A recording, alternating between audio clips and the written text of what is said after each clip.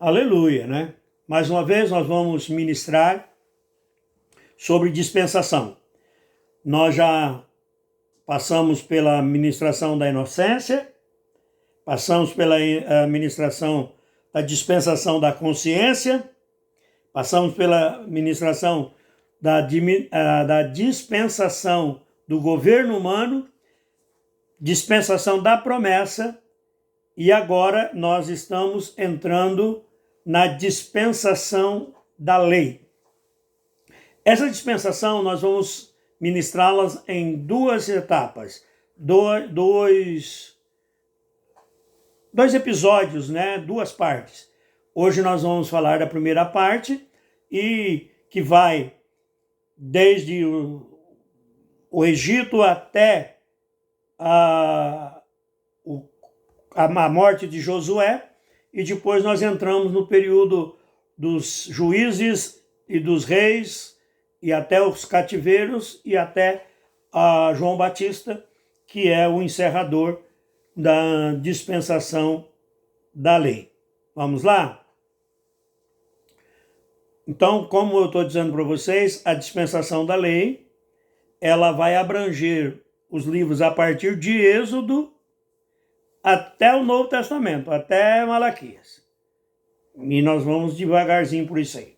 Do Egito à posse da terra prometida. O nosso tema é Moisés, a lei, a caminhada no deserto, a terra prometida, a desobediência do povo e o cativeiro que Deus impôs ao povo. A nossa mensagem central é: Deus salva, conduz e cumpre a sua promessa, mesmo quando o povo falha. A dispensação da lei começa com um povo escravo e termina diante da terra que Deus havia prometido séculos antes. Nessa primeira parte, vamos acompanhar como Deus formou para si uma nação. Libertou do Egito e entregou a sua lei, sustentou no deserto e conduziu até a porta da terra prometida, mostrando desde o princípio que o homem não se salva por si mesmo, mas pela graça e pelo poder de Deus. Vamos lá. Primeira parte, formação de um povo. Nós encerramos a dispensação da promessa colocando José como governador do Egito, e por algum tempo ele comanda lá até que ele morre. Quando ele morre, a sua família permanece no Egito. Tinham entrado 70 pessoas. Aí o povo começa a se multiplicar. É a promessa de Deus, sede fecunda, enchei a terra, e eles vão multiplicando, aumentando. Chega um ponto que começa a causar temor no faraó de que o povo se rebele e crie algum problema, porque está ficando um povo grande, um povo forte. E então ele começa a perseguir. Ele não conheceu José e ele começa a perseguir. Vai colocando trabalho forçado, depois ele coloca leis para a morte dos filhos homens. E é nesse período em que se devia matar os filhos homens, primeiro ele mandou que as parteiras matassem cada vez que nascesse um menino homem. As parteiras não fizeram isso e deram a desculpa de que quando elas chegavam, a criança já tinha nascido, não tinha como matar. Então o faraó colocou a ordem de que se devia sacrificar, matar o filho. A mulher, o casal que tivesse um filho homem, devia matá-lo. Muitos mataram filhos. Mas um dia, uma mulher, já mãe de 2, Joquebede, o nome dela, casada com Arão. Joquebede já tinha Miriam e Arão. E nesse período da grande perseguição, ela dá à luz a mais um filho. E a Bíblia não diz qual é o nome que ela coloca nesse filho. A Bíblia conta que ela cuidou desse menino durante 90 dias escondido, Mas o menino era muito forte, grande, formoso, e começou a fazer barulho. E ela, então, criou uma estratégia para não matar o filho e para tentar fazer com que o filho sobrevivesse. Ela pensou, calculou e fez. Ela pegou um bercinho de junco, betumou para não entrar água, foi até o local onde a filha do faraó, a princesa, se banhava, e no meio do junco, aquelas canas que tem dentro da água, ela enroscou o bercinho ali. Aquela história de que o bercinho veio navegando, enroscou ali é fantasia. Ela fez de caso pensado. Ela colocou o berço ali, por quê? Porque ali era onde a filha do faraó vinha. E ela queria comover o coração da filha do faraó para ficar com o filho dela. E foi o que aconteceu. E estava tão bem estruturado esse pensamento dela, que ela deixou Miriam, a filha mais velha, que já era uma adolescente, uma pré-adolescente, cuidando para ver o que ia acontecer. E quando a filha do faraó, que estava ali se banhando, escutou o choro do menino e mandou pegar o bercinho que estava lá no junco, ou a canoinha que estava lá no junco, quando viu o menino, ela disse, esse foi tirado das águas. E colocou então o nome dele de Moisés, que significa tirado das águas. Quando a princesa viu aquele menino lindo, que se foi comovida por ele, Miriam entrou na história. E Miriam chega e diz assim, olha, eu conheço uma mulher hebreia que pode cuidar desse menino para você. A princesa falou, então chama ela. Ela correu lá e chamou a mãe dela. Estava tudo combinado, estava tudo certinho. E aí Moisés voltou para a família. Só que agora ele já voltou com o nome de Moisés e não mais apenas o filho de Joquebede. Agora Joquebede era a ama de leite do filho dela, que agora era filho da filha de Faraó. Ela criou o menino até uma certa idade e o menino foi levado para o palácio. E lá no palácio ele ficou, foi formado em toda a cultura do Egito, que era uma cultura muito grande, foi treinado nas artes da guerra, como um possível substituto do faraó, ele tinha que ter os treinamentos. E ele viveu ali, à beira do trono, durante 40 anos. Mas a Bíblia também mostra que ele não esqueceu o seu povo. Isso significa que, enquanto Joquebede cuidava daquela criança que ela tinha posto nas águas, que estava sobrevivendo pela bondade da filha do faraó, que agora era filho adotivo da filha do faraó, ela contou a verdade para ele. Ela explicou para ele que ele não era egípcio, que ele era hebreu, que ele era da descendência de Jacó, de Abraão, de Isaac.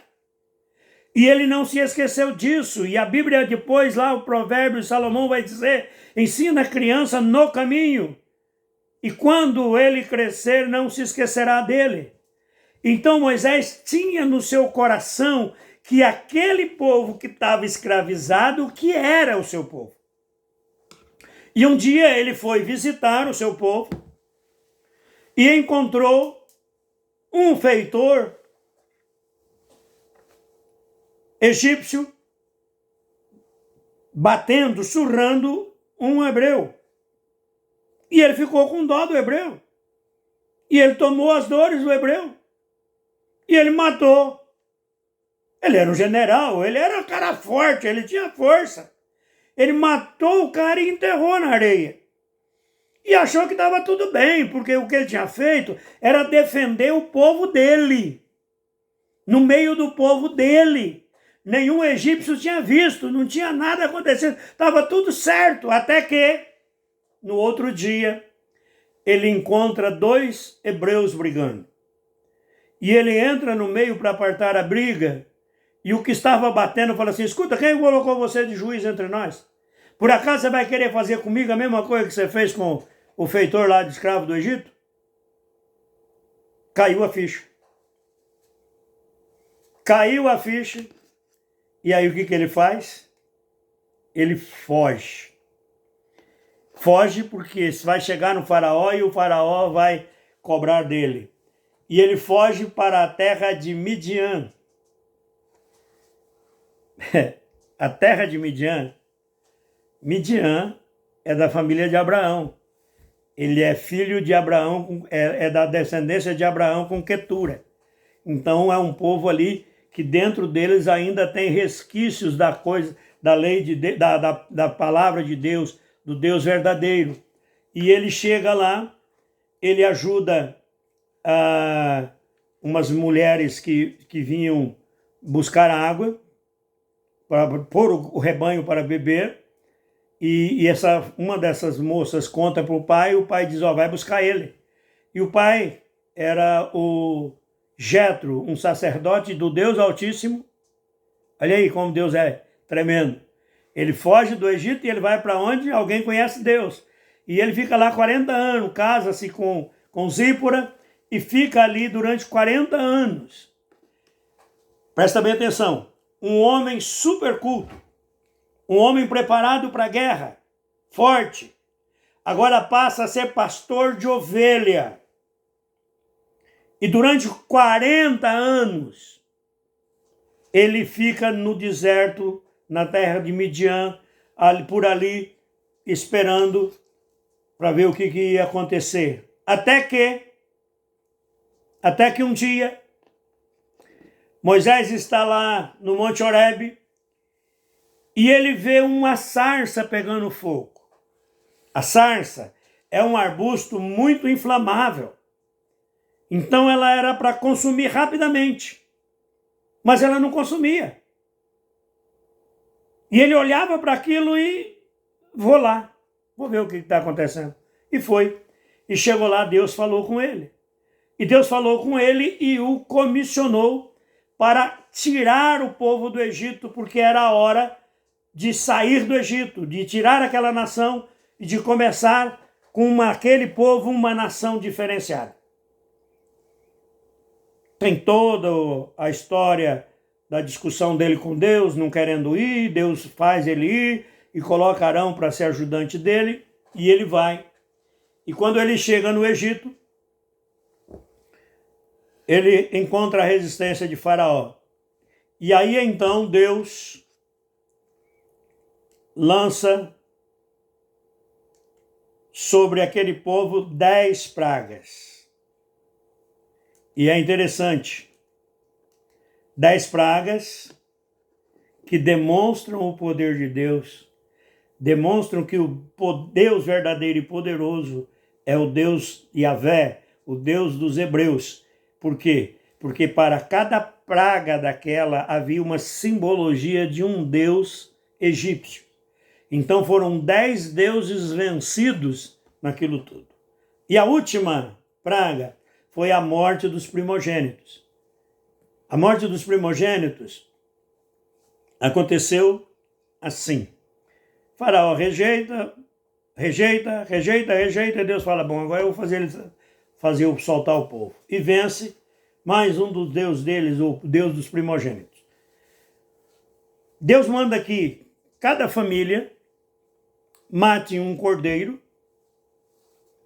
e o coma assado, mas recolha o sangue dele e passe o sangue nos umbrais da porta e na verga da porta, para que, quando o anjo da destruição, o anjo do Senhor, passasse a noite, aonde visse sangue não ia entrar, então não ia morrer o primogênito. E foi o que aconteceu.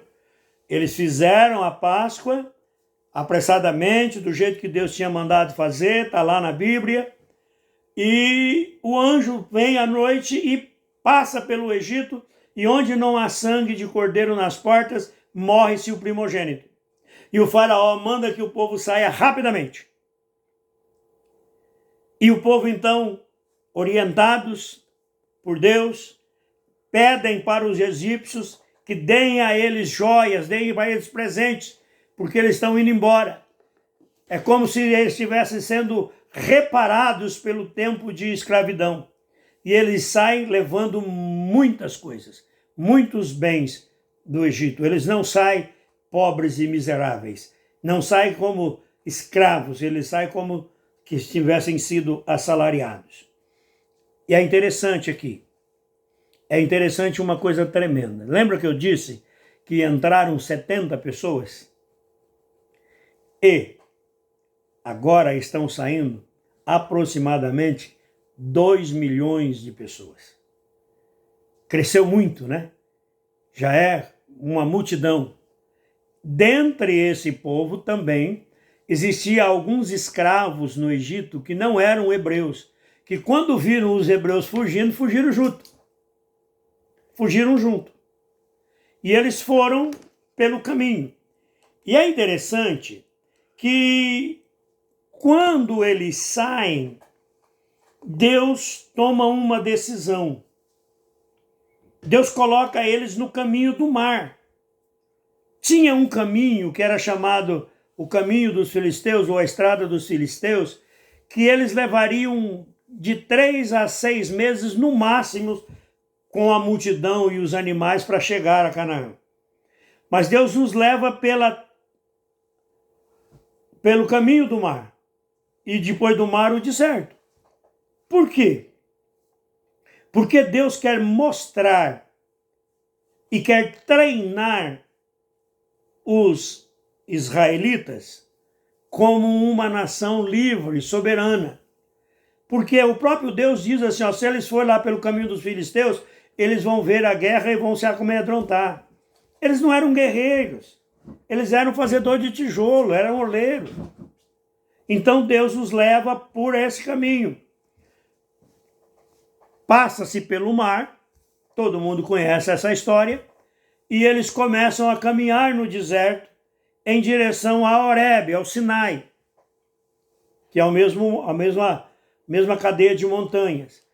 E lá, quando chegam lá, eles são recebidos por lutas. Eles saem, passam o mar e logo em seguida encontram um lugar com água para beber, mas a água não dá para beber. É água amarga. Aí Moisés corta um lenho e joga nas águas, as águas se tornam potáveis, doces, e eles bebem ali. E dali eles saem, se acampam num outro lugar, e daí começa a haver algumas murmurações no meio do povo, porque o povo está querendo comida. Então Deus começa a fazer alguns milagres e fazer algumas coisas tremendas. Primeiro Deus manda um vento soprar, e o vento traz codornas, e eles comem carne até sair pelo nariz. Aí depois Deus dá o maná para eles. E eles estão caminhando, cerca de alguns meses, poucos meses, eles chegam então a Horebe, ao Sinai, ao lugar onde Deus vai estabelecer a nação. Eles vão caminhando, seguindo a nuvem, e chegam lá. Passam por problemas. Tem uma passagem que Moisés toca na rocha e a rocha solta água para eles, né, a rocha de Meribá, e assim eles vão adiante. Quando eles chegam lá em Horebe, eles veem algo tremendo acontecendo. Parece que a nação, que o monte onde Moisés está pegando fogo. Moisés fica 40 dias e 40 noites com Deus lá no monte, e Deus dá a ele os 10 mandamentos e leis para organizar a nação. Ali a nação estava sendo organizada. A lei veio com base numa aliança de Deus. Qual era essa aliança? Se eles guardassem a palavra do Senhor, seriam um tesouro de Deus, reino de sacerdote e nação santa. A lei revelava a santidade de Deus, definiu o que era pecado, apontava como deveria viver o povo escolhido. A lei não era para salvá-los por obras, mas para mostrar o padrão de Deus e mais tarde revelar que ninguém poderia cumpri-la plenamente. Deus sabia que os homens iam falhar, Mas Deus dá aos homens a oportunidade de descobrirem por si mesmos que eles são incapazes de obedecer corretamente. O povo, vendo o Sinai na montanha, ficou com medo e pediu que Deus não falasse diretamente com ele, mas que Deus falasse a Moisés e Moisés falasse com ele. Eles falaram ao contrário, falaram com Moisés. Fala com Deus, Deus fala com você e você fala com a gente. E Moisés então traz para eles o que Deus mandou. E ele diz, tudo o que o Senhor falou, faremos. Mas não é bem assim. Enquanto Moisés, logo depois Moisés sobe para receber as tábuas da lei. Enquanto Moisés está lá em cima, o povo se impacienta. Aquele pessoal que tinha vindo junto com eles começa a insufrar e de repente se levanta todo o povo. Levanta todo o povo. E o povo quer o quê? O povo quer um Deus visível. Faça-nos deuses que vão adiante de nós.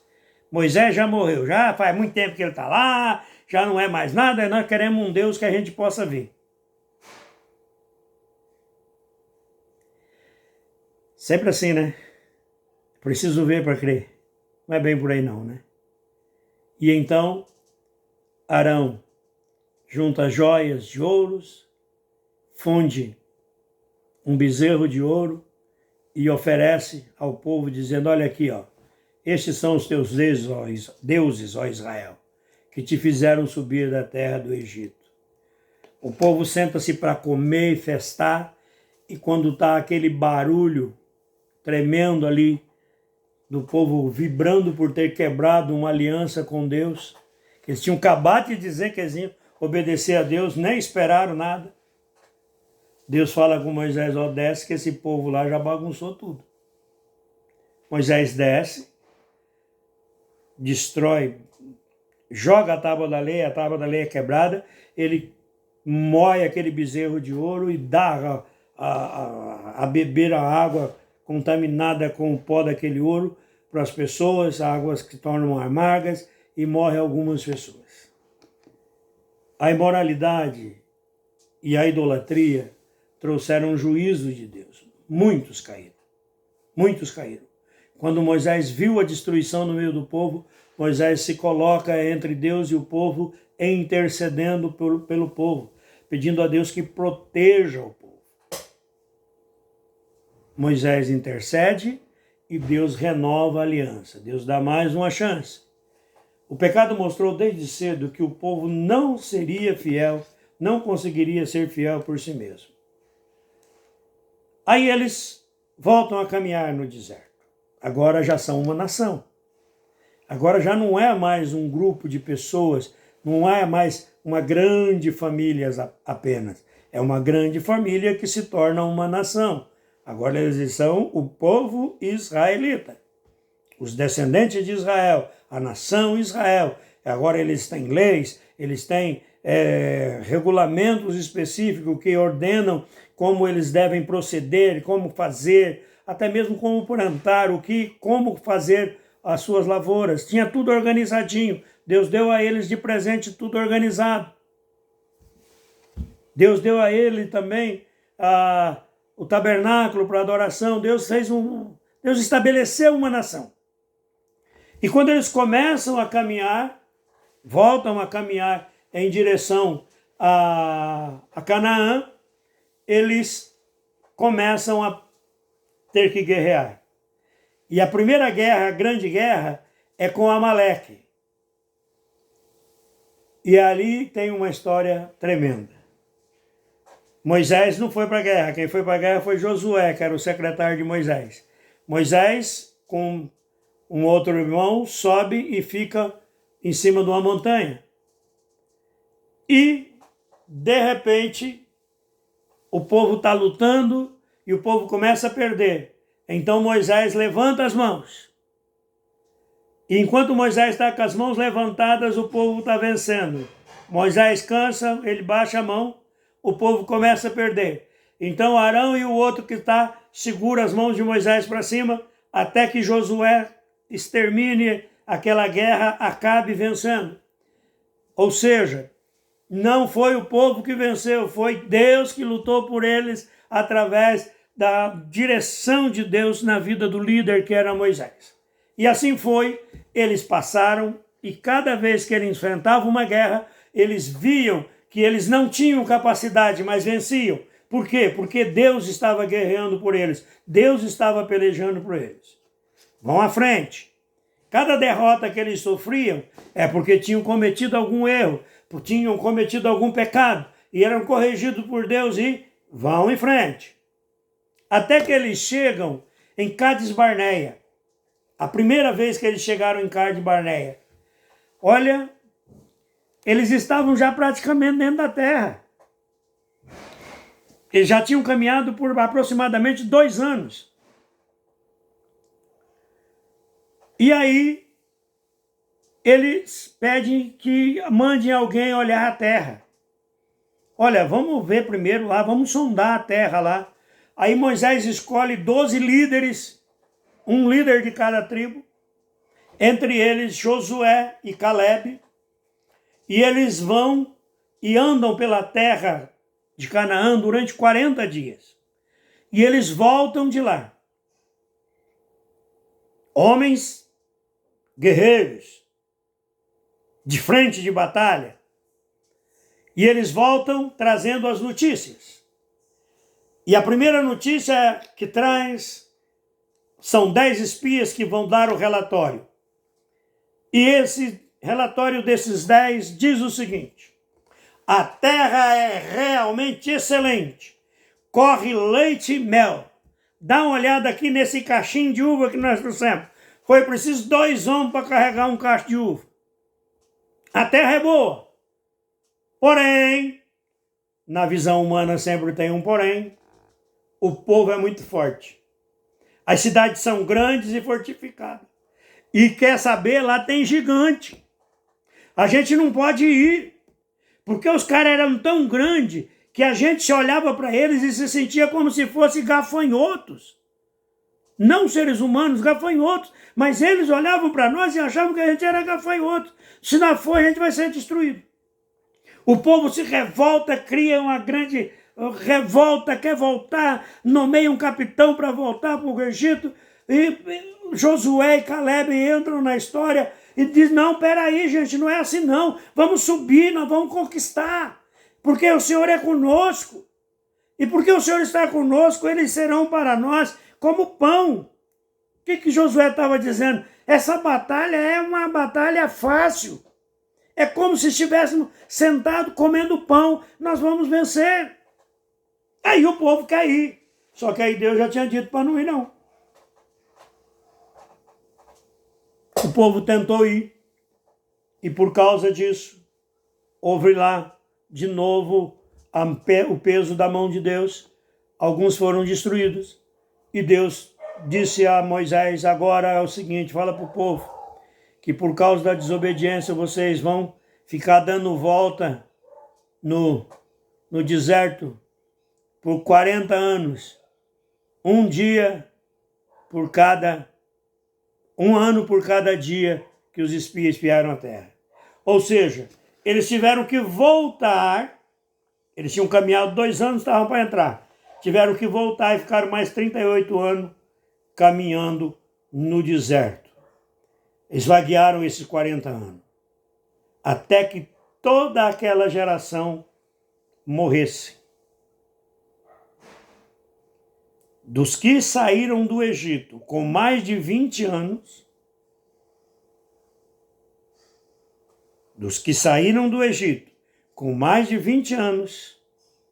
só entraram 2.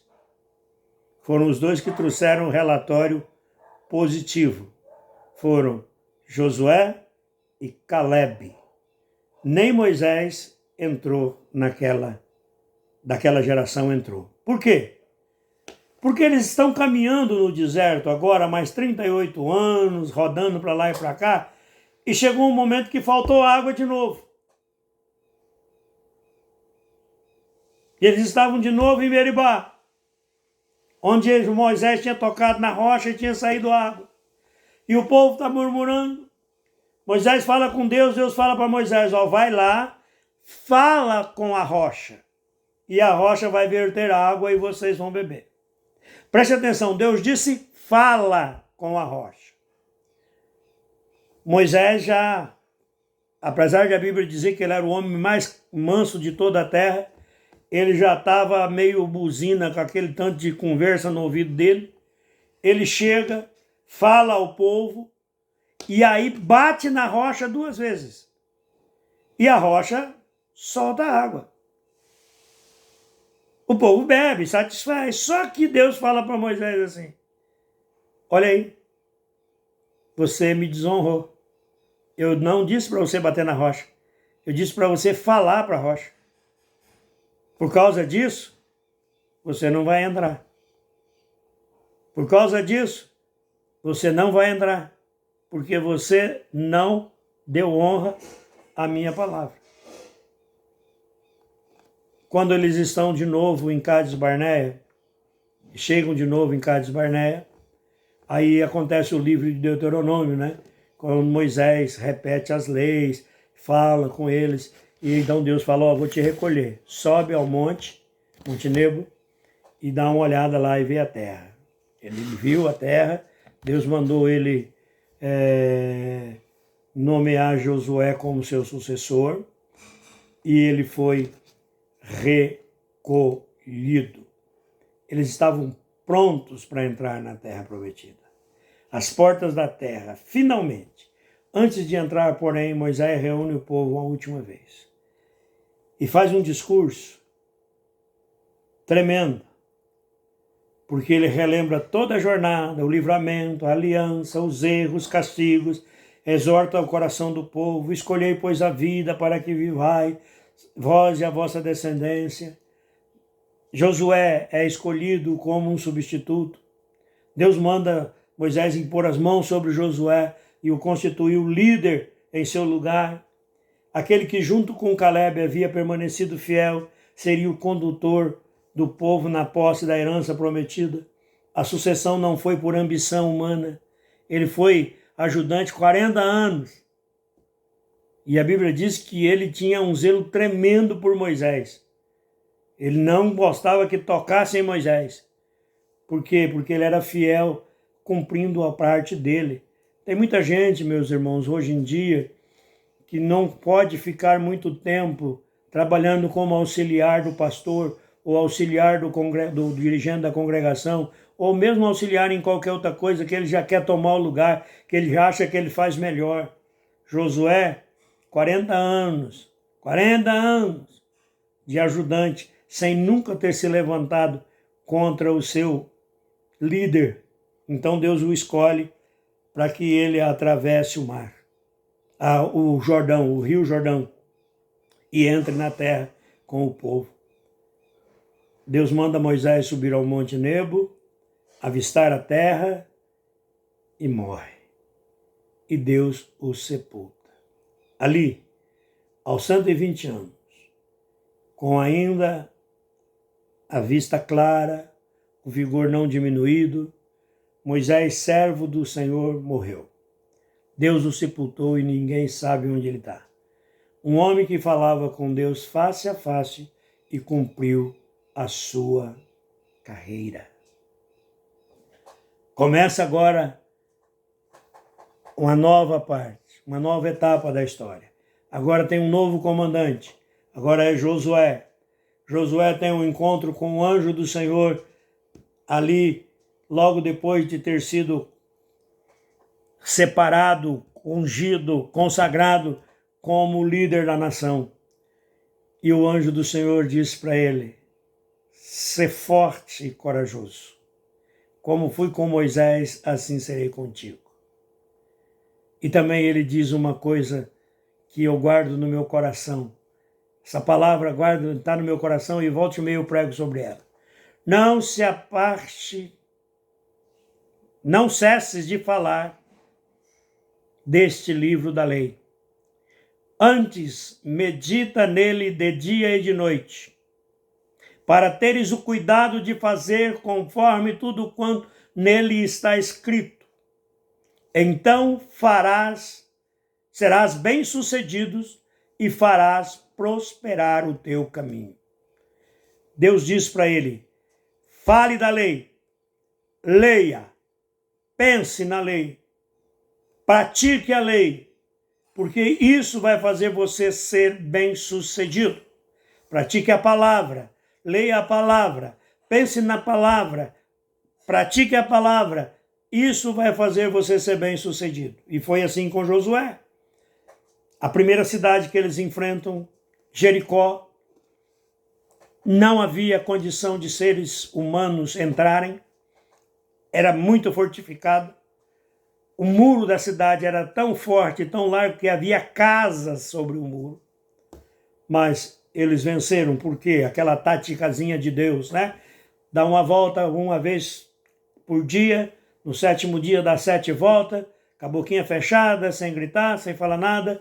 Quando der a 7ª volta, então toca a buzina, no 7º dia, toca a buzina, grita, e foi o que eles fizeram, tocaram a buzina, gritaram e as muralhas caíram. Sobrou uma casa na muralha, casa de Raabe. Essa vai aparecer mais na frente e está até na genealogia de Jesus. Era uma prostituta, mas ela protegeu os espias quando eles estavam andando lá pela terra, quando Josué mandou eles ir lá dar uma sondada em Jericó. Deus fez a cumprir, Deus cumpriu. E da partir daí, Deus foi dando vitória sobre vitória sobre vitória, até que a terra toda estava praticamente já possuída. Chegou a hora de Josué ser recolhido. Ele chama o povo, renova a aliança com Deus e morre, já velho. Irmãos, aqui termina a primeira parte, a primeira etapa da nossa ministração. Nós teremos uma ministração na próxima semana, que nós vamos falar do período dos juízes, dos reis e do cativeiro. Queridos, esse povo começou como escravo no Egito. Após muitos anos, 430 anos, com seus erros, quedas e rebeliões, Deus o tira de lá. Eles caminham 40 anos no deserto, sofrendo e pecando contra Deus, e Deus restaurando, e Deus abençoando. Deu leis para eles, gerou uma nação. Nós vimos que a lei revelou a santidade de Deus e mostrou que o povo não consegue ser fiel por si mesmo. Vimos também que mesmo com todas as falhas, Deus permaneceu fiel à sua aliança. A posse da terra não veio por mérito deles, mas porque Deus é quem cumpre a sua palavra. Essa história não acaba aqui. Nós vamos continuar na próxima semana. Amém? Que Deus abençoe. Até!